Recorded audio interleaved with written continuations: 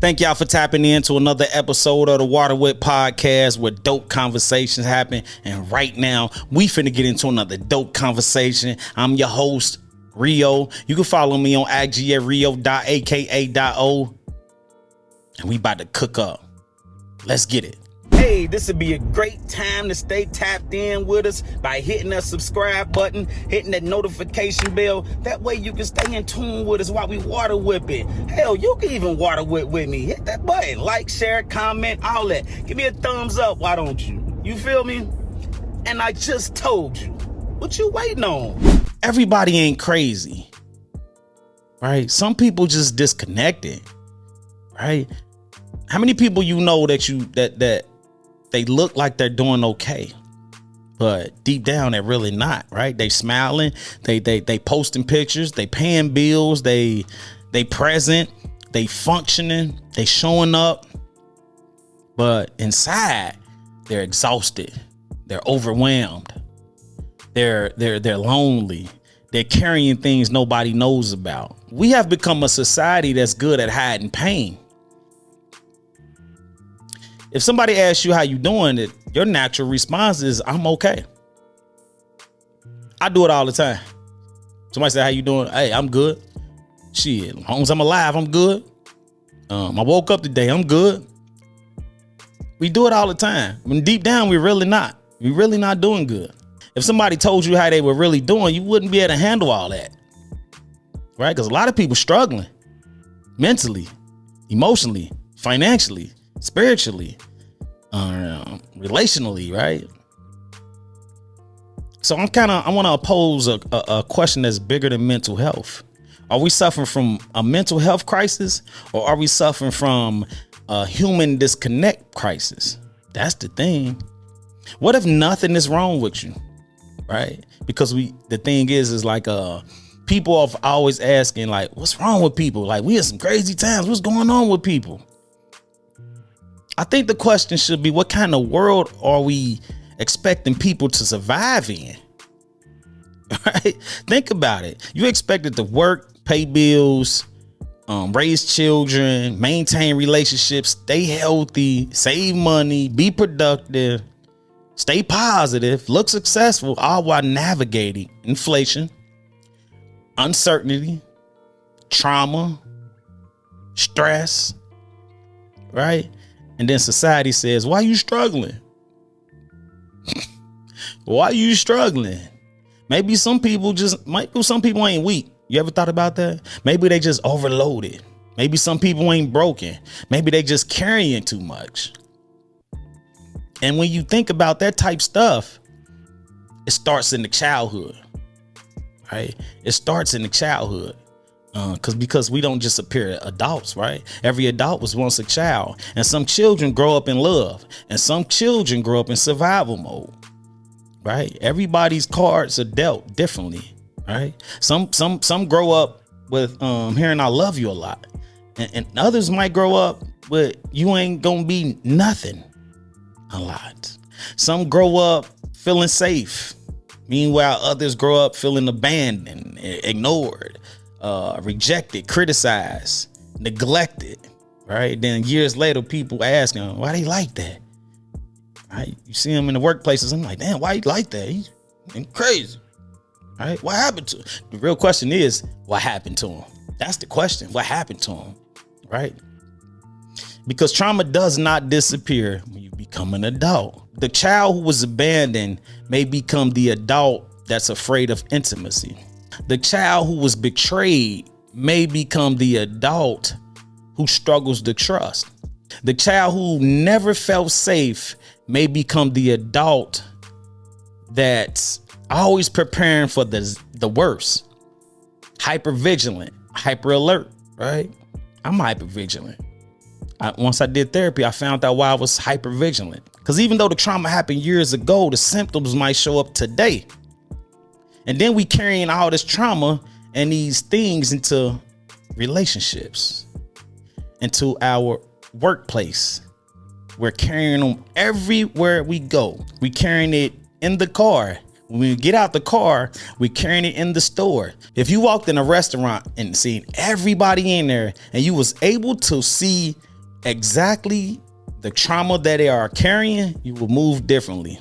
I'll go to LA Fitness. I'm in the gym playing ball with trauma all on my back. And you wonder why some guys in this motherfucker just angry. Everybody in the club got trauma. But if you can see it, you'll move differently. You wonder why dude in the club always want to fight. He's been angry forever. Especially in the black community, you know, because survival has always been part of our culture. That's just us, right? We've been hearing stop crying for how long? Toughen up, right? Keep pushing. Pray about it, right? And while faith is powerful, some people need it just a little more. Some people needed prayer and healing. Some people needed prayer and support. Some people needed prayer and therapy, right? Especially black men, because we are taught to provide, protect, perform, produce. You hear all those P's? And here's one more P. Nobody teaches us how to process. So we just deal with it because we are based on what we can provide, our services, right? Nobody cares about how we're doing, really. And I'm not going to leave out the black woman because everybody celebrates the strong black woman, right? Everybody celebrates the strong black woman. Strength has become an expectation. It's not a compliment.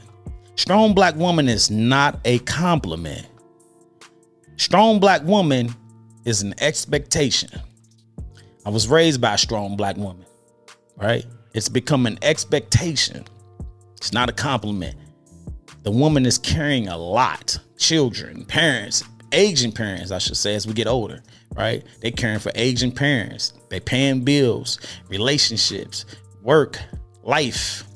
Everybody leans on her. Who does she lean on? Who does she lean on? Who does the woman lean on, right? Who does she lean on? And sometimes the strongest people are the most exhausted people. Swear to God. I'm gonna dive a little deeper because I don't think people understand, maybe people that's in it, but corporate America is one of the biggest contributors to the mental health issues. It's like corporate America is the business of stress. But if you see somebody in corporate America, you be like, oh shit, they got a good job. But at what cost? They're checking emails all day. They're checking emails before their feet hit the floor in the morning. They roll over, check emails. Before they go to sleep, they're thinking about deadlines. Answering emails and messages during dinner. They on vacation, got to take calls. It's never days off. And it becomes normal. Somehow it just becomes normal. You have a death in the family. What they do, they give you what? 3 bereavement days? Then it's when can we expect you back? Marriage struggling, kids acting out, you mentally exhausted. People don't break because of one thing. People break because too many things have been going on for too long. It's the reason like corporate America have a lot of leave of absence. They need it. It's very demanding. They be in therapy a lot. Do just the job because in many workplaces, you expected to be professional no matter what's going on in your life. I don't care who's sick, smile. I don't care if your marriage falling apart, smile. I don't care if you're battling depression, smile. I don't care if you're overwhelmed, smile. Meet your quarter, hit your numbers, be productive. Even when your life is on fire. You know, at some point, people stop being themselves, right? And they become performers, right? But with that performance, what it does, it creates disconnection because you disconnect from your emotions, from family, from self, right? You perform, you're a performer. You got to act like everything is okay every day, right? Every day. And it's crazy because the life, you know, the times we in, inflation. Let's quit pretending like inflation is only about money. Inflation affects mental health. The rent goes up, gas goes up, inflation goes up, food goes up, everything goes up except peace, except my paycheck, right? Everything goes up except my paycheck. People working harder than ever and still feel like they drowning. People is doing 6 days a week, 7 days a week and still feel like they drowning. Imagine doing everything society told you to do, right? Graduate, work hard, be responsible, stay positive, and you still one emergency away from disaster. That alone creates anxiety. That alone creates fear. That alone creates emotional exhaustion, right? Some people aren't depressed. They just financially suffocating. If you think about it, just out here surviving. And survival mode is not living. I don't care what people think they're doing. A lot of people think they're living. Nah, it's just surviving. Wake up, fight traffic, go to work, fight traffic again on the way home, pay bills, go to sleep, repeat, repeat, repeat, repeat. And this goes on for decades, right? It goes on for decades. It goes on for so long, eventually people forget what it feels like to live, to actually live. Just surviving, just trying to make it to payday, make it to Friday, avoid disaster, manage the next crisis. People have been surviving so long, they don't remember who they are outside of survival, especially in our community, right? What we doing in our community? Everybody's hustling, grinding, trying to get ahead. And ain't nothing wrong with that. But somewhere along the way, the grind became the God. People so focused on making money, they stopped making memories, right? So focused on networking, they forgot how to build friendships. So focused on getting the bag, they forgot how to build community. And the scariest part isn't that we're alone, it's that we're getting comfortable being alone. We adapting to isolation. We normalizing things. We normalizing being, we're normalizing disconnect. And we calling it independence. And those ain't always the same thing. You hear it all the time. I like being by myself. Shit. I'm getting out the mud. Ain't nobody help me out with nothing. That ain't good as a society, right? So that's why I'm saying, like, the real crisis might be human disconnect. Because what if we call it a mental health crisis when it's really just a human disconnect crisis, right? Because look at everything we named. We discussed trauma, stress, work, inflation, burnout. What do they all have in common? All those things disconnect people. The world keeps expanding physically. More apartments, more neighborhoods, more businesses, more social media, but emotionally, people are isolated. Neighbors don't talk. Families are divided. Friendships are transactional. Relationships feel disposable. People are just disconnected. Everybody's chasing money, status, followers, survival, motion, clout. People just don't have time for people no more. We got more technology than ever, yet people still feel more alone than ever. You don't even have to go to the grocery store no more. You don't even have to go get food anymore. One push of a button, all that comes to you now, which takes away the human interaction, the human socializing. All right, you go to the grocery store, you speak to people, how you doing, things like that. The clerk may ask, hey, did you find everything you was looking for today? That's all interaction. How's your day going? Do you need this? You go down the aisle, excuse me. But you're just dealing with people, society. One push of a button, you can have all that come to you. You don't even have to see the person ever. The person that brings the stuff will drop it at your door. You never see another human. We are so isolated. When did we stop needing each other, though? That's the thing. If you think about it, when did we stop needing each other? Right? It was times when we always needed each other. Like if you needed directions, you'll ask somebody. You needed help moving, you'll call your folks, right? You needed entertainment, you go outside. You needed advice, you ask an old school, an elder, an OG or something, right? You need a company, you pull up on somebody or somebody pull up on you. Now, technology handles everything, right? But the more convenient life becomes for us, the less reasons we have to interact with each other. And when you remove interaction, community starts dying. Community starts dying, for real. Like we have cities full of people, but fewer communities. Like communities are almost extinct. Neighborhoods full of houses, but nobody knows each other. Apartment complexes full of people, but nobody speaks. Trust me, I understand. I've been in an apartment full of people and ain't speak to nobody. Didn't know my neighbors at all. You can live somewhere for years and not know anybody around you.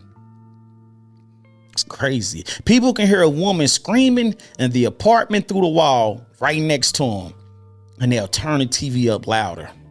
People will see somebody drowning in a pool and pull out their phones. Like, we're physically close, but we emotionally distant.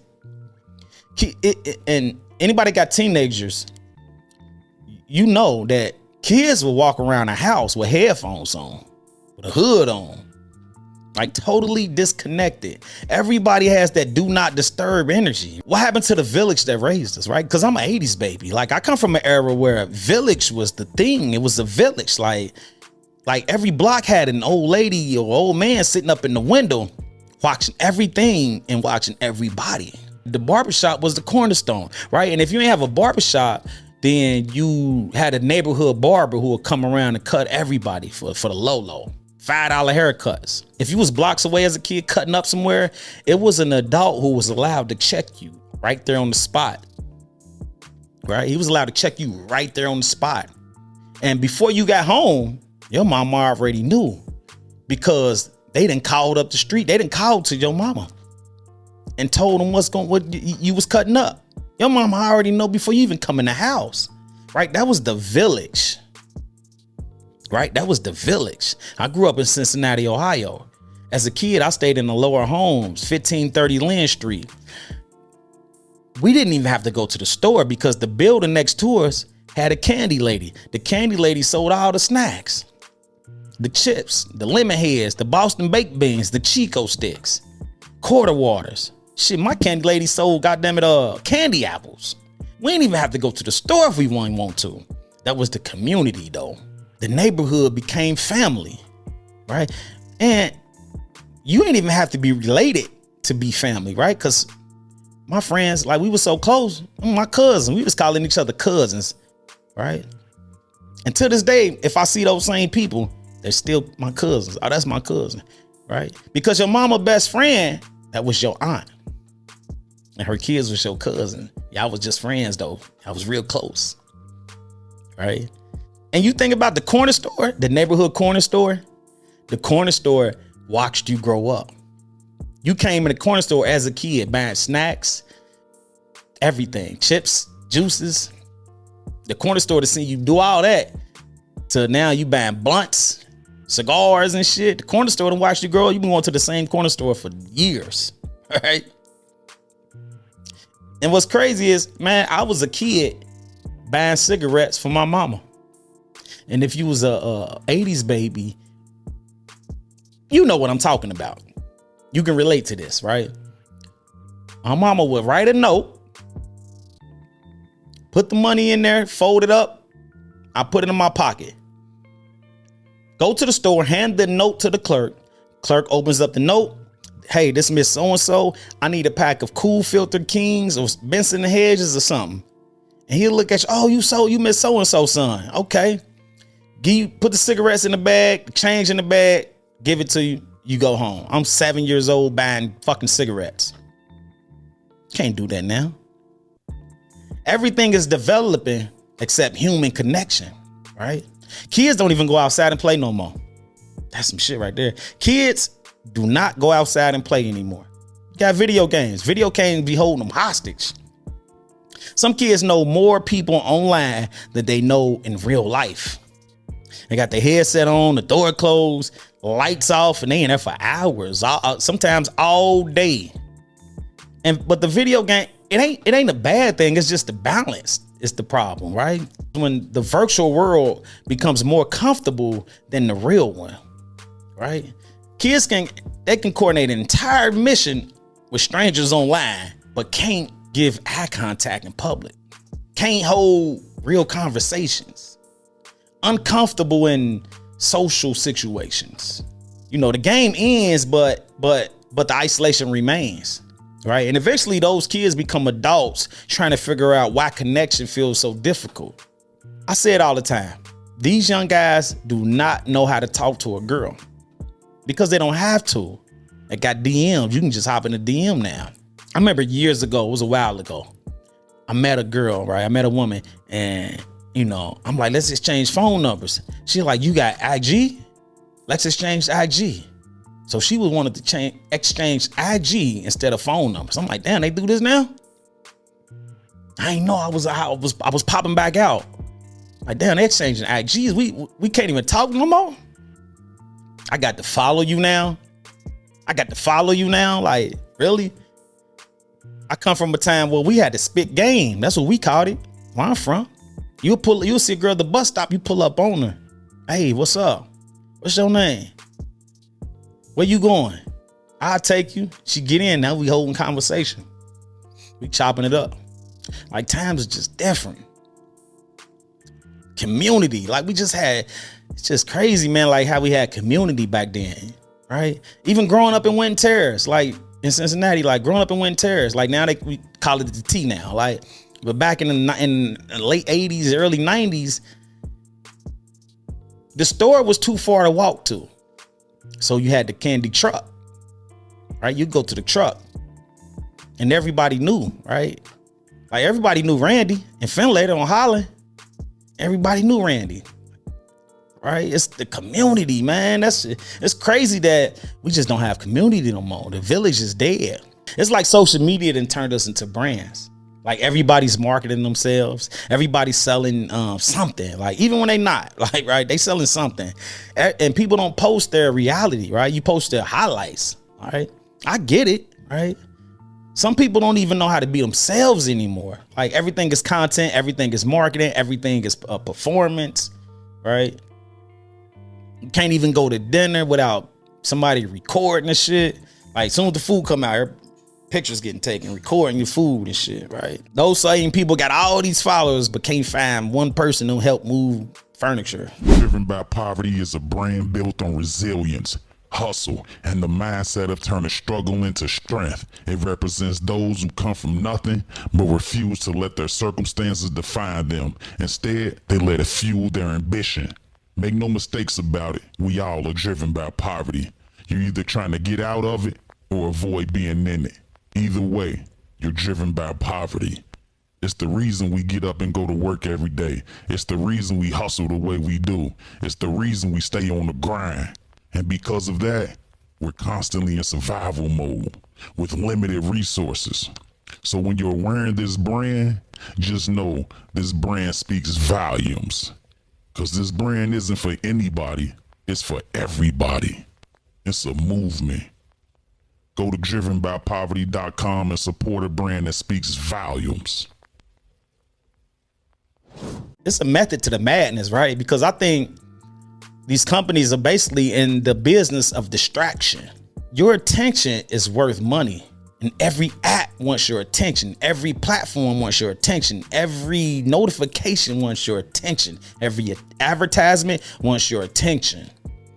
Everybody is constantly competing for your focus, right? Your most valuable thing you own is not your car, not your house, not your jewelry, your paycheck, or whatever. It's actually your focus, right? People making billions by keeping you distracted, right? The longer you scroll, the less you're creating, the less you're connecting, the less you're living, right?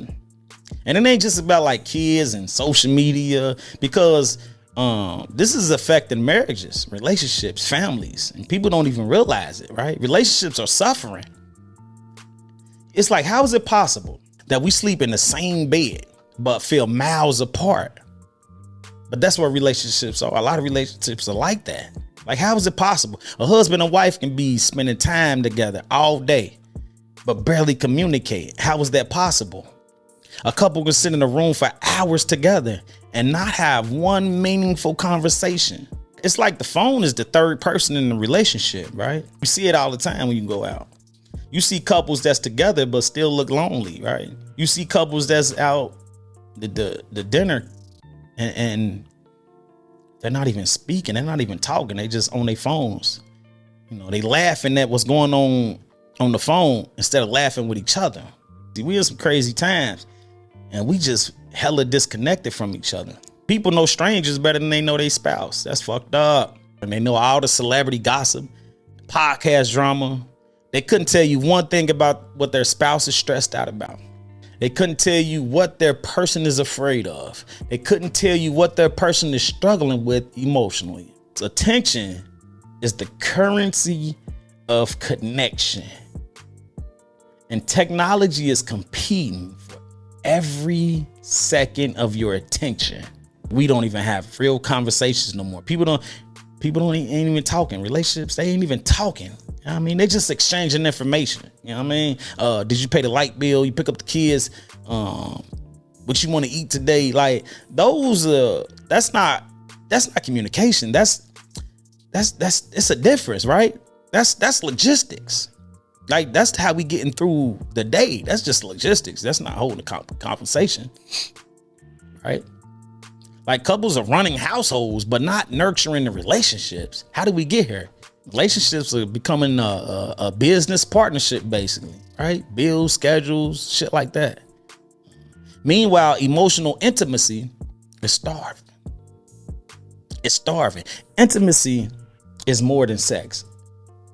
A lot of people think intimacy starts in the bedroom. Nah. Intimacy starts in conversation.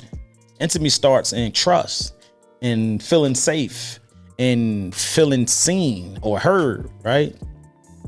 And couples, they haven't lost attraction. I don't think. They just lost connection. And when connection disappears, everything else starts to fall apart behind it. And with the social media thing, social media has created comparison addiction. Social media got people comparing their real life relationships to somebody else's highlight reel. A woman sees another couple on vacation and she starts questioning her relationship. They ain't been on vacation in a while, so because they see other people, right? A man might see another man online providing luxury gifts for his woman, and now he's questioning himself. Right? But nobody see what's going on behind closed doors. They just see the edited version of that person's life. And that comparison is killing gratitude. People are overlooking the person standing next to them because they're obsessed with somebody else's life, what somebody else's appear to have, right? I just think one of the biggest problems in relationships is people are physically present, but not mentally present or emotionally unavailable. Right? We're losing the art of being bored together, right? Old school couples, they sat on the porch, right? They took drives. When the last time you took a drive with your person? Gas too high, huh? Gas too high. I can't be just taking regular just drives and shit. You know, old schools, they played cards together, right? Talk for hours, right?